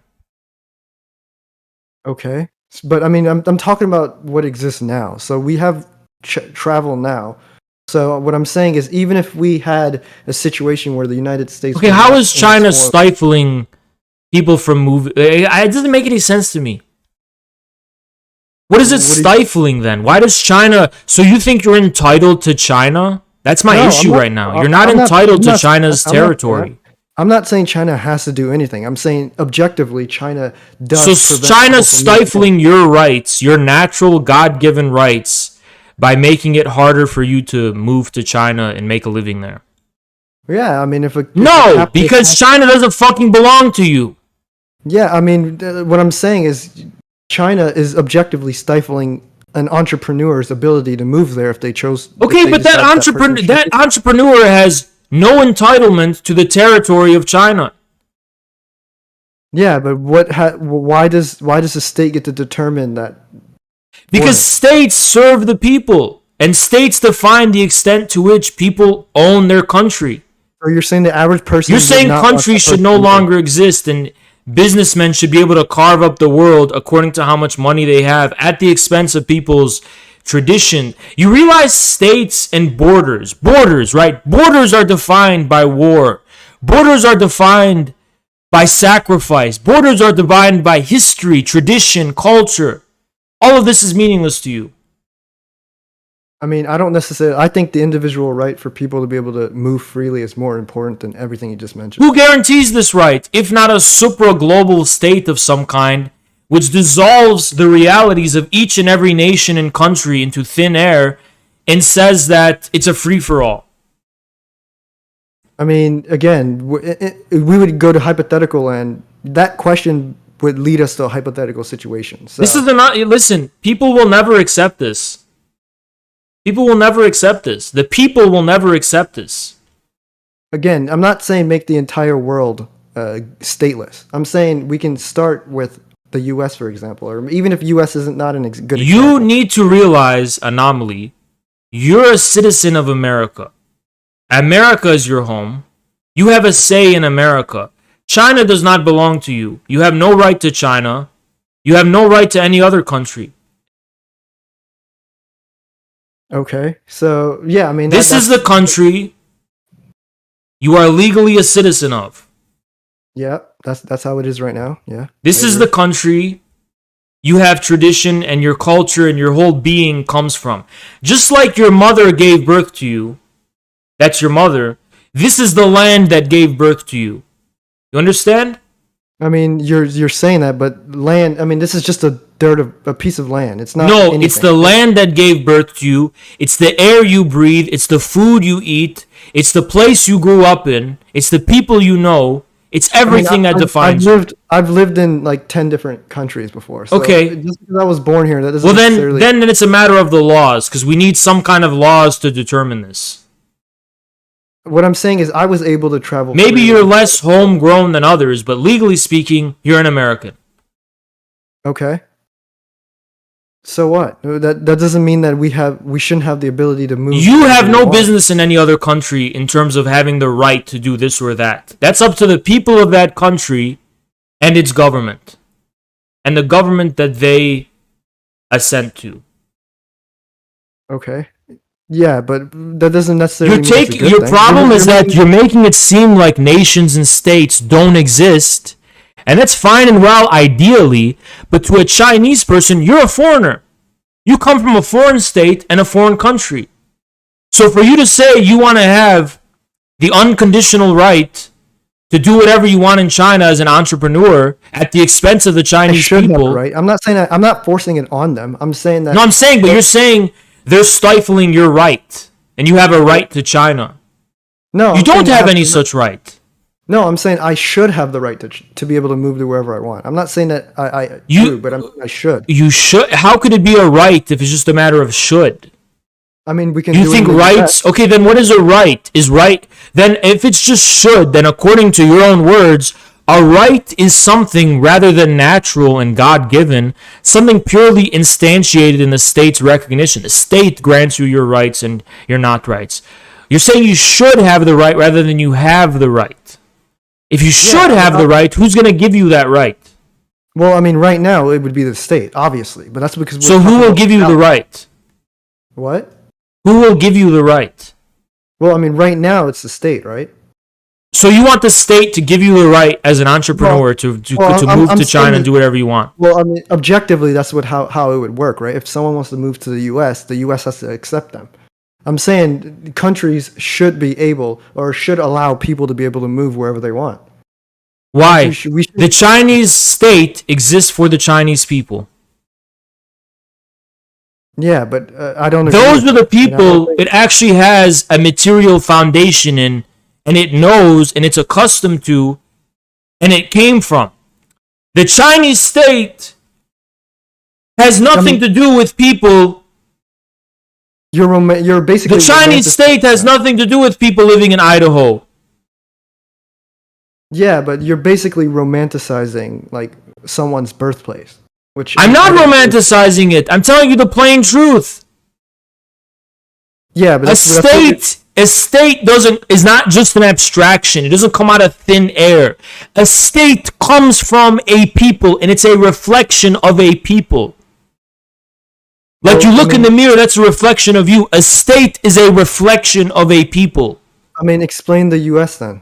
Because cities that I live in... The U.S. is the best example because the U.S. is a state which pretends to be completely abstract universal, but as we can see, it's a highly racialized state. It's a highly culturalized state. It has highly particular features. Anglo-American features, African-American, Latino-American. You know, all of these specific determinate people define the American state. Yeah, but the cities I live in, I see people from all across the world. But your cities are not the majority. The majority of the American people, whether they're black, white, or Latino, have culture, tradition, and roots here. Okay. I mean, I'm not seeing this. I'm not sure. You maybe the country folk maybe. You're not seeing this? Do you know that black people have roots and tradition in the Black Belt, which is what it's called historically in the South, the Black Belt? And that, do you know about Appalachia? Do you know about how the countryside is the other half of the whole fucking population? And that the people in the cities, by and large, came from the countryside? And that, yes, there's other immigrants and foreigners and stuff. Yeah, I mean, maybe people aren't freely moving, but that doesn't necessarily mean that they can't and that they shouldn't be able to. Do you not know what is the American state? Do you know what the American state is? What do you mean by that? It's built after the Civil War. The state as we know it. Yeah, okay. What defined the South during the Civil War and before? The slaveocracy. Yeah. Slave owners owning slaves, the plantation economies, all of this stuff. All of these are national particularities which define the fabric of the American state. So no, the American state is not just an abstraction. Okay, well, again, you used these areas of the regions of the U.S. as examples, but like I said, what you're saying is like what Joe Biden said. Joe Biden said America is the only country founded on an idea. It's not true. It's not founded on an idea. There's a material, objective reality. Okay. Again, the point is, every place I'm using my common sense, what I've seen from my existence. I see people from all over the world in the cities I live in, and I those are cities. There's people from all over the world in Shanghai. There's people, but that doesn't reflect the country. I mean, it's part of a country. So but that's not the material basis of a state. The country is a country. The people. Do you even know what it's meant by the people? What is meant by the people is not college student baristas. The people is meant by the people, the real people. So you're saying city people don't exist. That's what you're saying. No, but listen, I don't want to have a geographical conversation about it because it's complicated. Cities in America are what they call megalopolises. If they're not just cities, they're also they have their own dynamic of subalterns and metropoles. Like LA, for example. LA's black and Latino communities are not cosmopolitan, people from all over the world. But they're in cities, but they're not cosmopolitan. I mean, yeah, maybe that's the case. That's probably true. But So cities, what I'm trying to tell you is that the majority of any given country is not going to be people from all over the world. all I'm saying is countries should replicate how cities are, where we're able But to freely move. it's not possible and never be possible. It might not be, but Because I'm saying even that's how it cities should be. themselves replicate the dynamics of countryside versus metropole. Inevitably. Even cities do that. For example, New York and LA and these big megalopolises.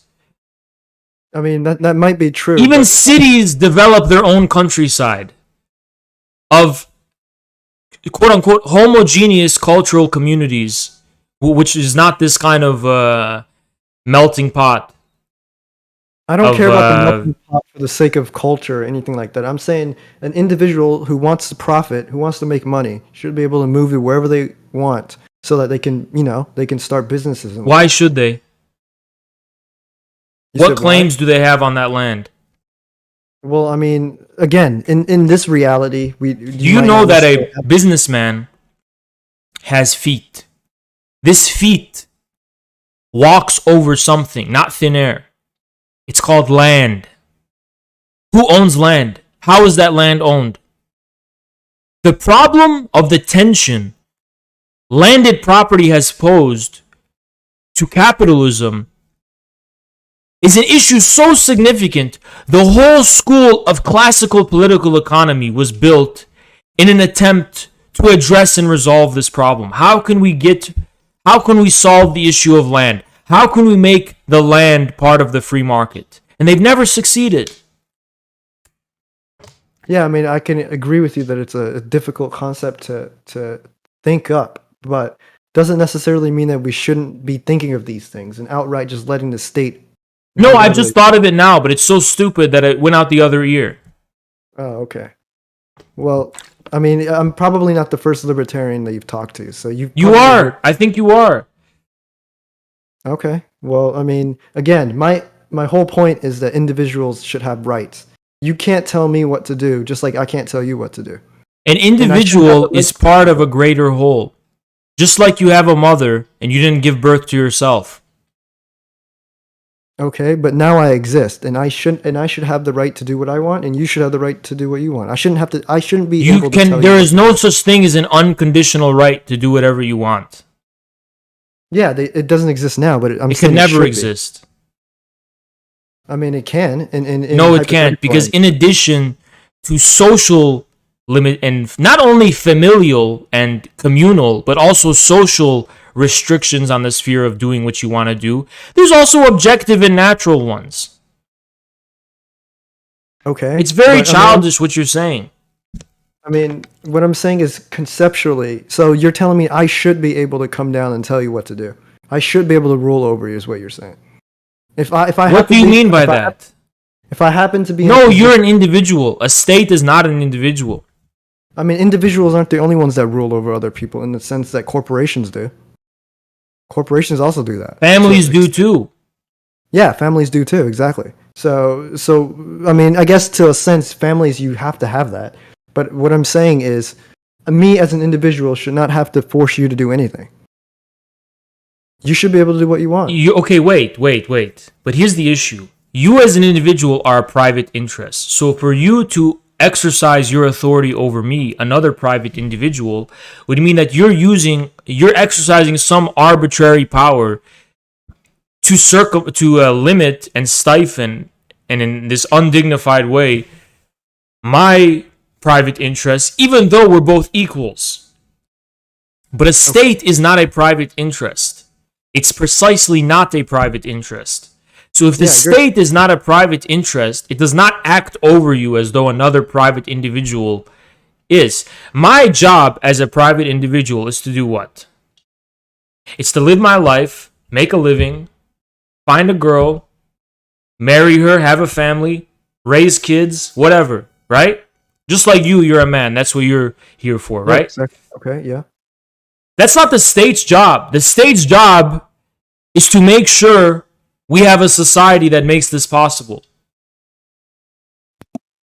Okay. So if a state is ruling over me, it's not the same as if just some other man ruling over me. But individuals exercise the state power to rule over us.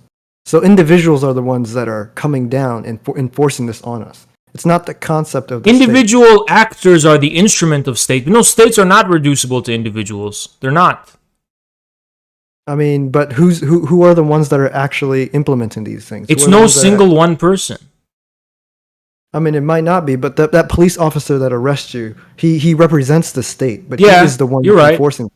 He's the one enforcing it. Yeah. But the whole state power is not reducible to him. So now I see that as an individual. A state is a shared convention, external convention. The metaphysics of statehood and its true substance is an old topic. Is the state just a collection of individuals, or is it a supra-organic whole that individuals are merely a part of? This is a kind of metaphysical question. But if we rely on our common sense, we can see the state is not just individuals or the sum total of private individual interests. It's some kind of external objective interest. I mean, you can say that, but I'm saying individuals don't see it that way when it happens to them. If a police no, officer, of course, but here's the kicker here. One of the reasons for that is because in America, for example, we all see the state as a private interest. That we see the government specifically as a private interest. We don't see it as a people's state. We see it as a government completely alienated from any of us. It doesn't serve our interests. It serves the interests of men in dark suits who we will never have any idea who they are. And they exist at our expense. This is how people see the state in capitalistic, or you don't like that word, monopolistic, imperialistic countries. Okay, I mean, yeah, I don't totally disagree with that, but what I'm saying, so you're saying countries like China don't do that, is what you're saying? I don't think so. No, I think in China there's a strong sense that it is a people's state. It's a state that exists whose only existence is to serve the people. So when that individual cop kills or arrests a Chinese citizen for whatever reason, what often happens in China is that when a cop is bothering a person, crowds of people will gather around and basically tell the cop, "What are you doing? Leave him alone." Here, though. That happens in America, though. Not really. I mean, the protests like over the summer last year. That was over one instance. That's just because that was the boiling point. Because that happens so often in America. I mean, that wasn't the only one, though. There's been others. No, I know, but the protests, I'm not talking about massive street protests. I'm talking about the fact that in China, they don't have the same culture of cops arbitrarily bothering people for no reason. Now, there was an example of that I knew of earlier in the 2000s and early 2010s. There was migrants from the Chinese countryside who would reside in cities without hukou permits. And there was a specific police force that was pretty hard on them. But the Chinese people are, they have an internal discussion and debate about these things, and I'm not familiar with the same thing happening anymore. Okay, well, I mean, you're saying these things, and it sounds great in face value, but I don't think that's how it actually turns out in reality. I think a lot of times people still... No, I'm telling you the reality. I'm telling you the reality. The reality is... China's not perfect. I'm sure when people in China are arrested, it doesn't feel good, but it's not the same. But here's the thing, especially in Asian countries in general. If you're arrested in China, you do not experience this as one other man unjustly exercising themselves over you.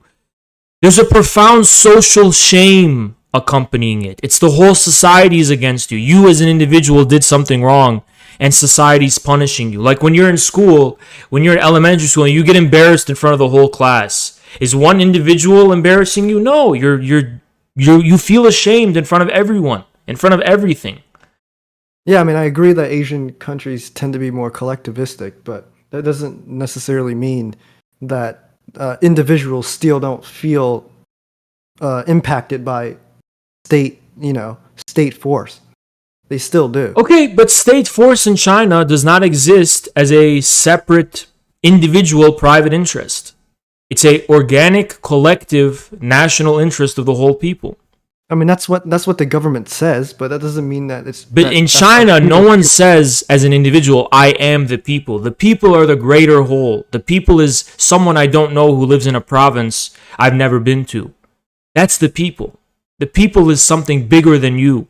Even though you're a part of it, you're not a part of it in a way that is immediately clear to you. So you're saying that legally, or you're saying that? No, in general. In general. So you're saying people in the U.S., for example, don't feel that? They don't feel a community? You're saying locals don't have community? Is that what you're saying? I think there is a incredibly diminishing sense of community within the United States, especially. Yeah, but I mean, that's sort of a metric that you're measuring, like out in the open, right? You're not. There's nothing on paper that can measure that. You disagree? Well, I mean, I agree that China is probably more collectivistic than U.S. is. Just how I think that Americans are, especially among the countries in the world, have a terminal sense of lacking any community. Yeah, I mean, that might be true. America tends to be more individualistic, but that doesn't necessarily mean that when impacted by a state force, state action, that individuals still don't see it. So hold on. Like a Chinese person doesn't say, "Hey, I was arrested by the cops," but they still see that cop that arrested them as an individual. They don't see it. No, as like, because I mean, maybe in a case of corruption where there's like a personal feud with a cop, that might be the case. But in general, no. I mean, no, not really. They're gonna see it as you ran afoul with the law, as they say in America. No one just individualizes everything. Okay. But anyway, Anomaly. Yeah. You sent me an email. You said you're going to quickly destroy me. Well, I mean, it's been 2 hours. It's been 2 hours. Okay. So at least we can agree unambiguously that you got half of it wrong. You didn't quickly destroy me. Whether you destroyed me, I'll leave it for the chat to decide. I strongly suspect you didn't do that. Well, I mean, your chat's going to always agree with you. Okay, but I personally strongly suspect that neither you nor anyone else could ever honestly come to the conclusion you destroyed me in anything. Well, I mean, in these sort of conversations, destroy is sort of a... Do you have So I'm going to ask you now. Okay. You came on here with the purpose of quickly destroying me. Okay. Do you have a trick up your sleeve that I haven't heard for the past 2 hours that's going to destroy me? I mean, we can talk about something else. I'm not. No. Give me your hammer. Give me the punch that's going to destroy me. Because you promised to come on here and destroy me. That's what you promised to do. Yeah, I mean, and you promised to do it quickly, and you failed to do that for the past 2 hours. Well, so in good faith, I'm just going to assume you've been saving it. So please, let me hear the destruction. All right. Well, what I'm gonna say is, the United States I hope the United States, in my ideal world, the U.S. will be, more of a libertarian country, like I said. That doesn't destroy me whatsoever. Less laws, and I would like to see the United States. They're gonna still be the hegemonic power. They're gonna. Still okay. How old are you? How old are you? I'm 23. Oh. I was hoping you said you were going to say 17, 16. No. That makes this more painful, my friend. I mean, wait, how old are you? I'm only about a year or two older than you. Okay. Let me tell you something. I can't believe I have to act like an old man, like your father giving you advice.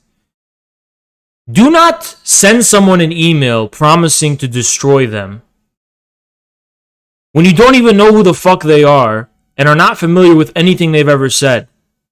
Yeah, I just had some of your fans in my Discord. I don't care. I'm not controlling my fans. I control myself. You're an individualist, right? So be consistent. Yeah. You're going to make an ass of yourself. I don't know why I'm showing you all this mercy, because I could be going hard on you right now. But you caught me at it when I'm in a merciful mood. So I'm just going to give you this advice. Don't be acting stupid, Anomaly. What do you mean? Don't be talking all this shit and then coming short. I mean, when you say, I mean, but how you would never admit to being destroyed even if you perceive. I would never use that language to someone I don't know. I tell the breadtube people I'm going to destroy them because I do know who they are. I'm very familiar with what they say, and I'm very confident I'm going to destroy them. So you're saying that? So have you ever admitted to a defeat? Have you ever lost? I've never lost a debate. Yeah, have you ever lost a debate? That's what Never. Yeah, so you would never admit it, even if you did. If another community... No, because I've admitted I was wrong about specific points before. Yeah, but that doesn't mean that you conceded the debate entirely. No, I've never conceded a debate. Yeah, exactly. So you'll always say that you won. So I mean, you can't extrapolate that. That's the black swan myth or fallacy, right? Just because you've never seen a black swan means there is none? No, you just never seen one. No, I mean, I haven't gone through all your debates, but I'm guessing there's probably... No, I'm trying to say is that even if I never lose a debate in my life, that doesn't mean I'm unwilling to concede that I lost one if I do lose one in the future. I mean, based on the past, Look, I guess... Anomaly, I get it. It's about personal pride. I'm trying to give you the advice. Don't put your fucking pride on the line like this and say you're going to destroy someone because they're going to steal your manhood and take it away and make you look like a fucking idiot. I mean, I don't don't think you... Don't gamble with your manhood. I don't think you could ever have a debate with the Libertarian where you think you would have lost. I don't think you could. I think you would always think you won. And I don't care what you think. I'm trying to give you this advice. Okay. Is that it? Don't gamble with your manhood. I don't think I did. Don't gamble with your... Yes, you did. You did precisely that. Don't gamble with your dignity. I could have been way meaner to you this whole thing. I mean, you could have been if you wanted to. Yeah. I never... You see how I treat the breadtube people? Yeah, I know. So don't gamble with your manhood, because somebody, not me, somebody's going to make you look really stupid and humiliate you in front of 300 people. I mean, I do like these conversations, right? Because I learn new things. I didn't know much of your perspective. Oh, I agree. You didn't know. Yeah. Okay. And so some of the things you said sounded good about China, and whatnot. And so okay. I'll look into that stuff. I'll look into it. But okay, look into it. And I guess that's when we find out who won actually, right? Because if no, debates happen during debates, not after the debate. I mean, yeah, that's true. But I mean, still, I mean, people out there listening will determine, I guess. You're right. I agree. The people listening will determine. Yeah. So, all right. Well, I mean, it was good. Nice talking to you. Okay. All right.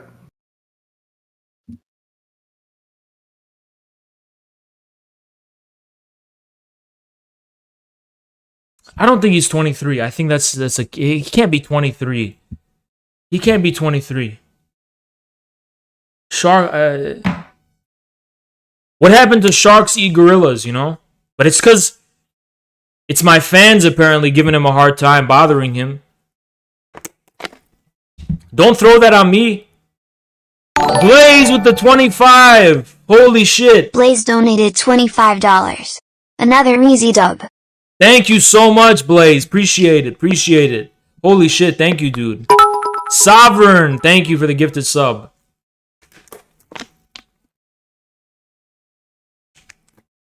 Oh, man. Thank you, Sovereign. Appreciate it, man. Appreciate it.